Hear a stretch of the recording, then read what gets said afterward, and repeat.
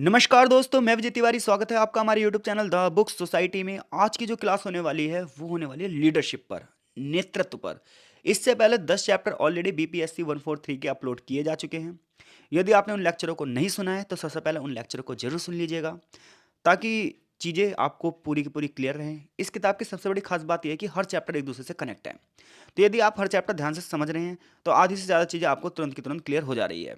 आज की क्लास में हम ये पढ़ने वाले हैं किस प्रकार से लीडरशिप देश की राजनीति को प्रभावित करती है, किस प्रकार से नेतृत्व क्षमता देश की राजनीति को, एक ग्राफ को एकदम से चेंज कर सकती है।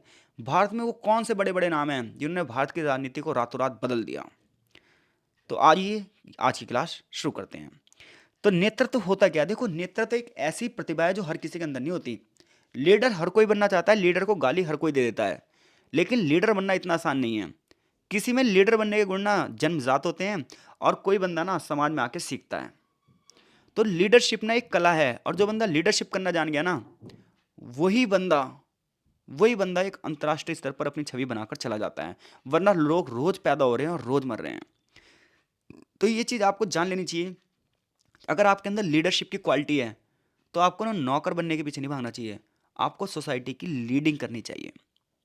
तो लोकतंत्र में जो नेतृत्व होता है ये राजनीतिक व्यवस्था का एक महत्वपूर्ण पिलर है, और ये एक बहुत बड़ी भूमिका निभाता है।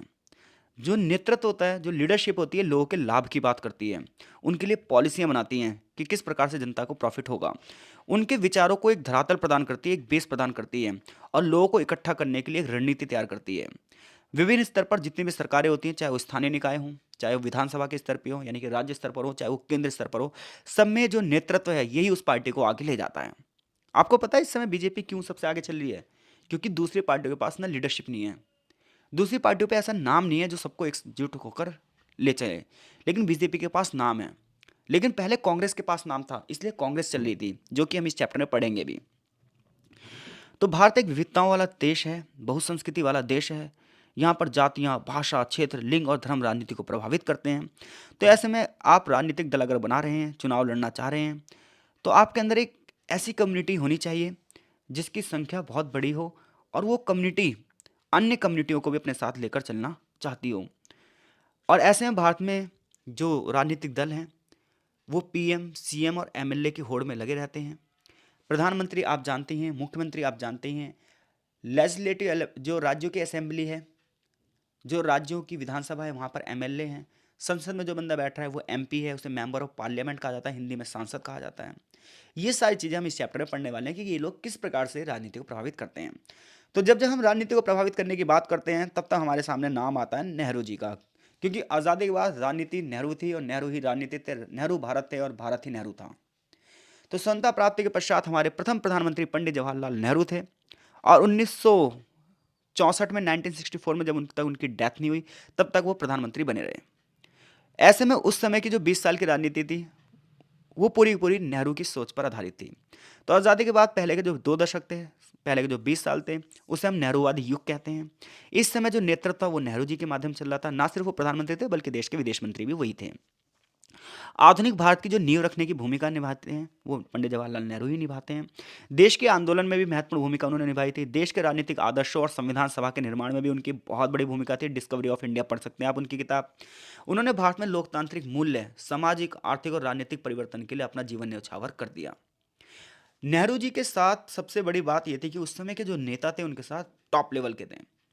जब हम नेताओं की बात करते हैं नेहरू जी के साथ, तो भीमराव अंबेडकर, जयप्रकाश नारायण यानी कि JP Narayan, Shyama Prasad Mukherjee, Lal Bahadur Shastri, MS Namboodiripad, Ram Manohar Lohia, JP Narayan, ऐसे बड़े बड़े, हालांकि ये राजनीतिक नेता जो थे आगे चलकर दूसरे राजनीतिक दलों में चले गए, लेकिन जो मंत्रिमंडल था शुरुआत में उसमें नेहरू जी के सब साथ थे, और ये सारे बंदे टॉप लेवल के थे। तो इतने सारे राजनीतिक नेतृत्व थे तो देश तो हमारा आगे बढ़ना ही था। तो उस समय की जो भारतीय राजनीति थी उसमें जो डेमोक्रेसी थी वो सच्ची डेमोक्रेसी हम कह सकते हैं। शुरुआत में भीमराव अंबेडकर, श्यामा प्रसाद मुखर्जी जैसे जो नेता थे ये नेहरू जी के कैबिनेट में थे, नेहरूवादी युग की सरकार का हिस्सा थे। आगे चलकर इन्हें नेहरू जी की कुछ चीज़ें समझ में नहीं आई, कांग्रेस की जो नीतियाँ थी वो नहीं समझ में आई, तो ये लोग ना कांग्रेस से अलग होने लगे और इन्होंने अपनी अपनी पार्टियां बना ली। जैसे कि आज आप बीजेपी का नाम जब सुनते हैं तो उस समय बीजेपी बीजेएस थी, भारतीय जनसंघ थी, जिसकी स्थापना किसने करी थी? डॉक्टर श्यामा प्रसाद मुखर्जी ने। वही श्यामा प्रसाद मुखर्जी जो पहले कांग्रेस में थे, जो नेहरू जी के मंत्रिमंडल में थे। ईएमएस नंबूदिरीपाद की बात आप करते हो तो कम्युनिस्ट पार्टी केरल में इनकी सरकार बनती है। तो नेहरूवादी युग के कुछ नेता तो उनके हिस्सा थे सरकार का, लेकिन आगे चलकर सरकार की आलोचना करते हैं और ये लोग सरकार से अलग हो जाते हैं। तो उन्होंने विकास का जो मॉडल पेश किया नेहरू जी ने, हम उसे कहते हैं नेहरूवादी मॉडल। हमने सेकुलरिज्म की बात करी, धर्मनिरपेक्षता की बात करी, हमने ये नहीं कहा, और ये शायद आज भी समस्या बनी हुई है। जब भारत का विभाजन हुआ तो बात ये हुई कि पाकिस्तान ने अपना धर्म इस्लाम घोषित किया। तो बहुत सारे लोगों की डिमांड थी कि भारत को अपना धर्म, सनातन धर्म, हिंदू धर्म घोषित कर देना चाहिए। लेकिन पंडित जवाहरलाल नेहरू ने संविधान सभा में भाषण दिया कि भारत केवल हिंदुओं का देश नहीं है, भारत में सिख भी तो हैं, ईसाई भी तो हैं, जैन भी तो हैं, बौद्ध भी हैं, पारसी भी हैं। और अगर हमने भारत का धर्म हिंदू घोषित कर दिया तो भारत की एकता के सूत्र में बंधने की समस्या हो जाएगी। भारत एकता अखंडता को कैसे कायम रखेगा? इसलिए भारत को एक धर्मनिरपेक्ष राष्ट्र घोषित किया। हमने गुटनिरपेक्षता की नीति को फॉलो किया ताकि हम अमेरिका और सोवियत संघ से समान दूरी बना रखें। हमने मिश्रित अर्थव्यवस्था के मॉडल को अपनाया और इन्हीं सब चीजों को हमने लागू किया। ये सब नेहरूवादी युग की सबसे बड़ी विशेषताओं में से एक विशेषता थी। इसके साथ साथ अगर हम ये कहते हैं कि नेहरूवादी युग में और क्या काम किए गए, तो भूमि सुधार किए गए। बड़े पैमाने पर जो जमींदारी व्यवस्था थी उसका उन्मूलन किया गया। बहुत बड़े पैमाने पर जमीनों को किसानों को बांटा गया। चकबंदी की गई। वो वाली भूमि जो पड़ती भूमि थी जिस पर खेती तो हो सकती थी, लेकिन फिर भी वो ब्रिटिश उपनिवेशी नीतियों की वजह से वो भूमि खराब हो चुकी थी, उस भूमि का पुनरुद्धार किया गया। बड़े पैमाने पर इन्वेस्टमेंट किया गया। फर्स्ट 5 ईयर जो प्लान था, पहली जो पंचवर्षीय योजना थी, उसमें बड़े पैमाने पर बड़े बड़े बांधों का निर्माण किया गया। सिंचाई सुविधाओं को बढ़ावा दिया गया। कल्याणकारी नीतियां चलाई गई। सकारात्मक कार्य किए गए। बेसिक इंफ्रास्ट्रक्चर की बात की गई। कार्यपालिका, विधायिका, न्यायपालिका का विकास किया गया। ये सब नेहरूवादी काल में हुआ। जैसा आज हम कह देते हैं कि कांग्रेस ने देश बेच दिया, लेकिन मैं आपको बता रहा हूं अगर देश बिक गया होता तो हम सब गुलाम पैदा होते हैं। अगर आज डेवलप्ड हुआ है ना, तो पिछले 70 सालों में कुछ ना कुछ काम हुआ होगा, तभी देश डेवलप हुआ है। तो आज जनता के सामने आकर ये कह दें अगर कि पिछले 70 सालों में देश खत्म हो गया, देश में चोरी हुई है, देश में लूटपाट हुई है, तो ये चीज़ गलत है। कोई भी देश का प्रधानमंत्री होगा ना, वो पूरी तरीके से देश को लूटने का काम नहीं करेगा, क्योंकि अगर वो कुछ प्रॉफिट नहीं करेगा तो जनता में अपनी भूमिका कैसे अदा करेगा। तो हम ये बिल्कुल नहीं कह सकते कि हाँ उस वो वाली पार्टी बिल्कुल गलत थी। अगर हम पढ़े लिखे बंदे हैं, एजुकेटेड बंदे हैं, हमें न्यूट्रल रहना आना चाहिए। हमें गलत को गलत और सही को सही कहना आना चाहिए। तो कोई पार्टी अगर सही काम कर रही है तो उसके सही काम भी आपको बताने पड़ेंगे, जो काम उसने गलत किए हैं वो काम आपको गलत बताने पड़ेंगे। यानी कोई पार्टी पूरी तरीके से सही नहीं है और कोई पार्टी पूरी तरीके से गलत नहीं है, अगर आप राजनीति की समझ रखते हैं तो इतने सारे काम यहाँ पर नेहरूवादी युग में हुए। 1957 से लेकर 1959 में कम्युनिस्ट नेता थे नंबूदिरीपाद, जिन्होंने सबसे पहली बार केरल में सरकार बनाई, कम्युनिस्ट सरकार।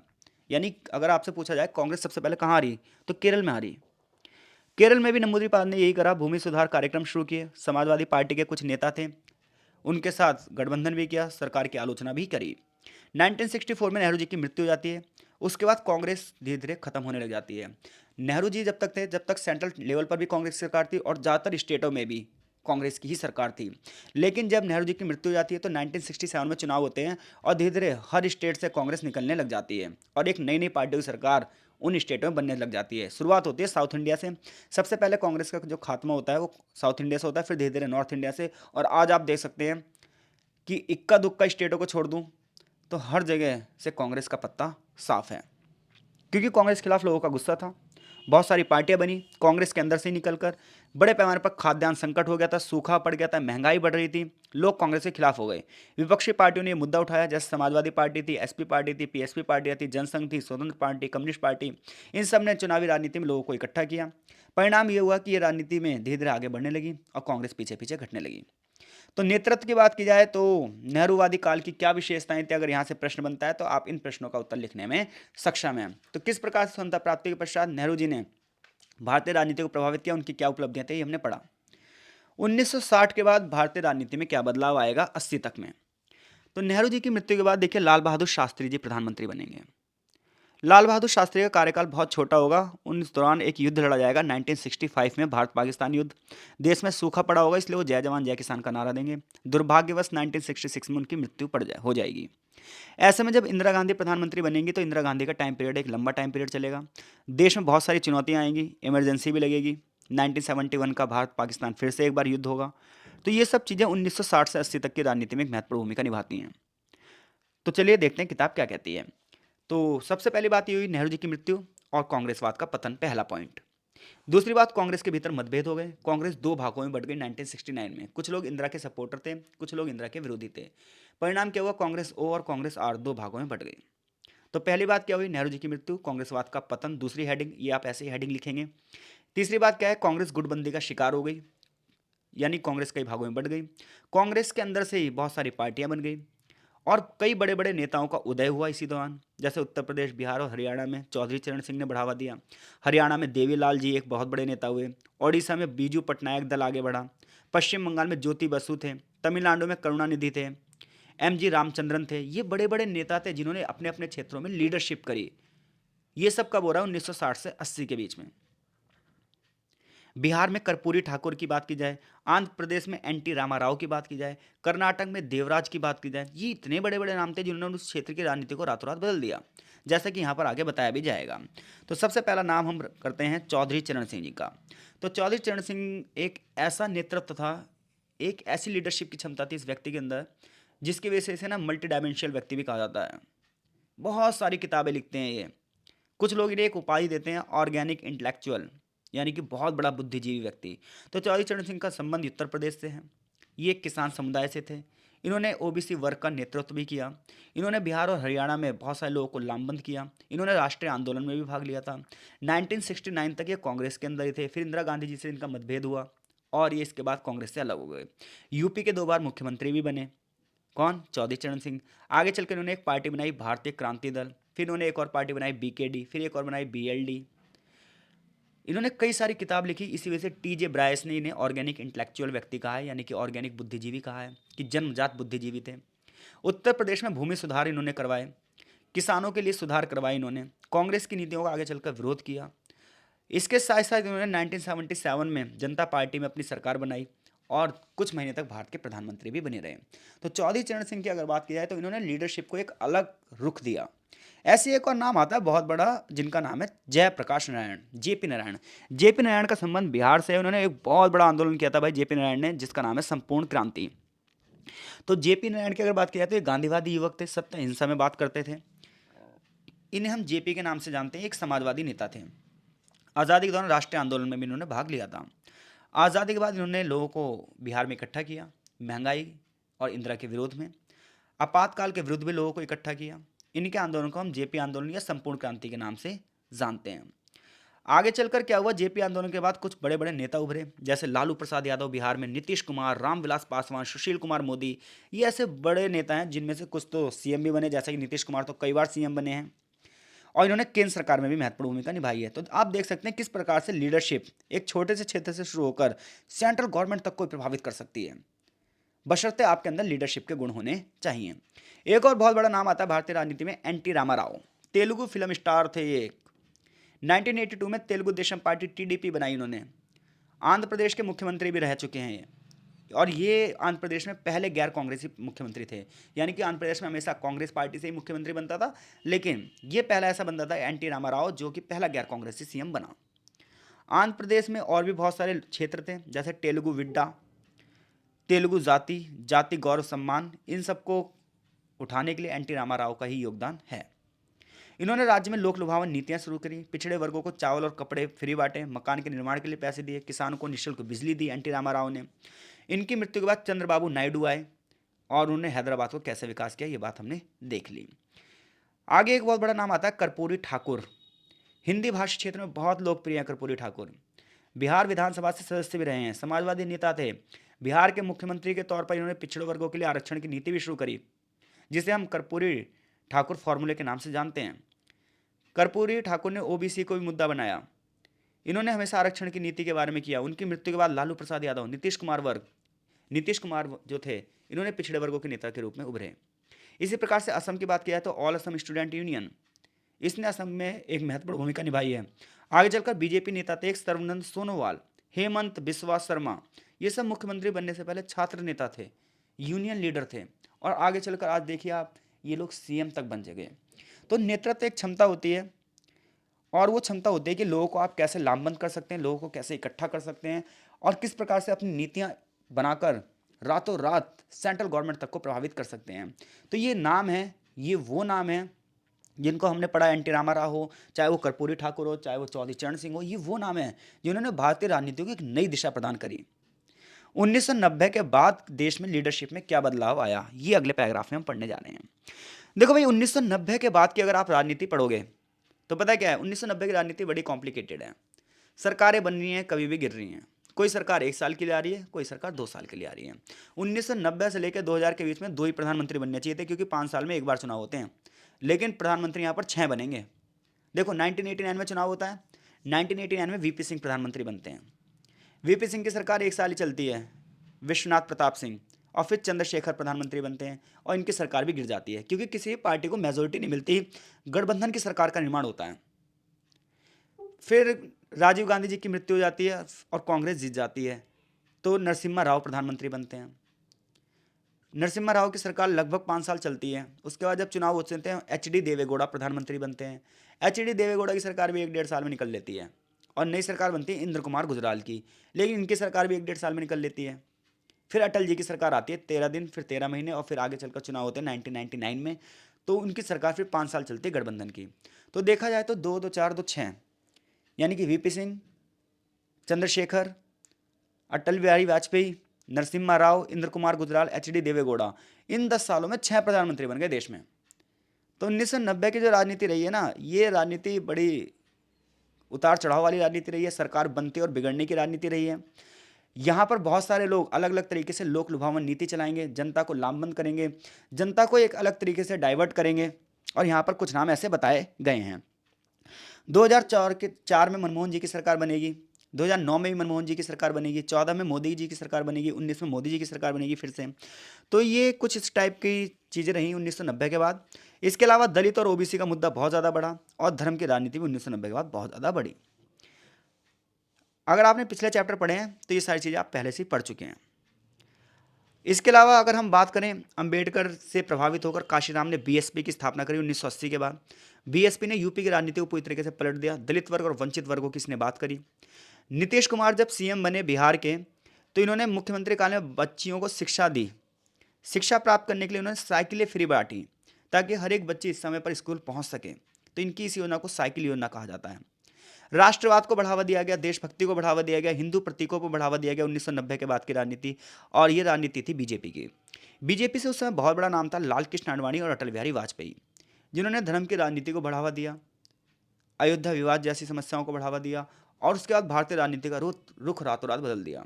और 2014 के बाद नरेंद्र भाई मोदी ने किस प्रकार से राजनीति को बदल दिया है। हम लोग ये सोचते हैं कि बीजेपी की पहचान धार्मिक पहचान है, लेकिन ऐसा नहीं है।